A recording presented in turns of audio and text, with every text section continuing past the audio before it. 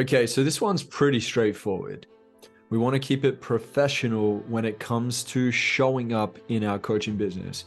So here are a few things that you could focus on. The first thing is being attentive and responsive to your clients. Sometimes I have coaching clients that say to me that during their coaching sessions, they don't feel like their coaches are present. They feel like they come second. They feel like their coach doesn't really want to be there, or they're not really listening, right? So you want to be attentive and responsive. That's keeping it professional, 101, right? Like nice and easy. The next thing is confidentiality, which we talked about before in another lesson in this module. So just making sure that everything is confidential. That goes without saying, keeping it private.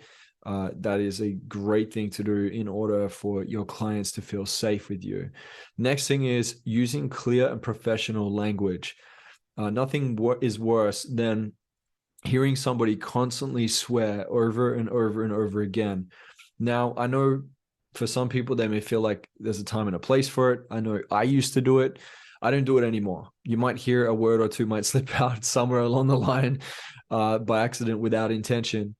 But I do believe that it shows that you're educated. It shows that you are able to have good self-control when you're not having to use every second word as a swear word.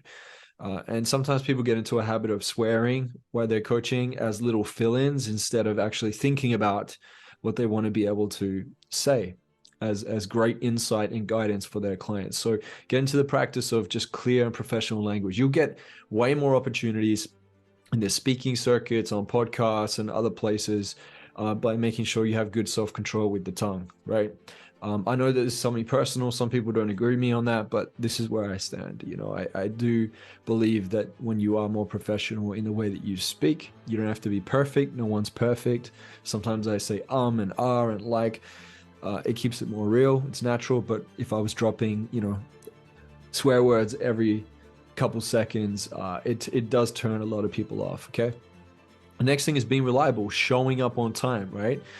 Sometimes some clients will say to me that they would have a coach that wouldn't show up on time, but then if they didn't show up on time, because that was the kind of standard that started to come into play, their coach would be frustrated with them. So as a coach, you must lead with professionalism and be punctual and show up on time.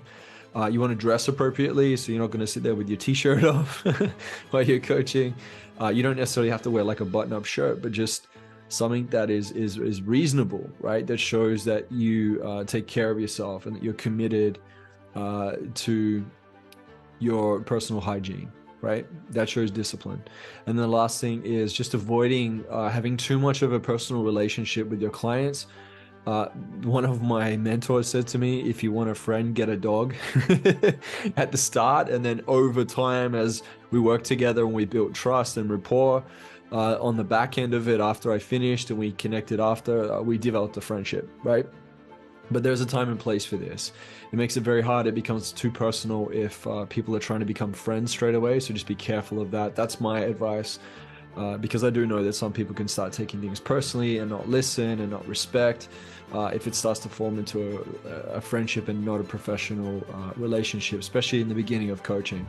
Okay, so I'm not saying it's not possible to eventually become friends and connected. You could. It happens actually quite a lot for me, but not straight away. Okay, so that's my words of wisdom when it comes to professionalism, and I hope that you took some good notes.